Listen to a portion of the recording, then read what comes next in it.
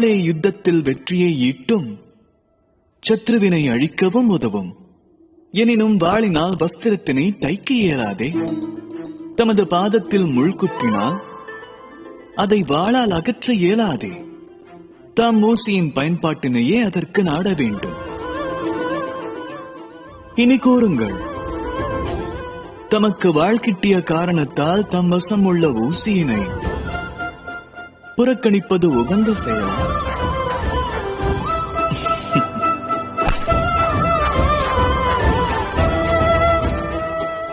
இதைப் போலவே வாழ்வில் செல்வமிகு ஒரு நண்பரை பெற்ற பிறகு செல்வ வளத்தில் பின்தங்கியுள்ள தமது பழைய நண்பர்களை மறந்துவிடாதீர்கள்.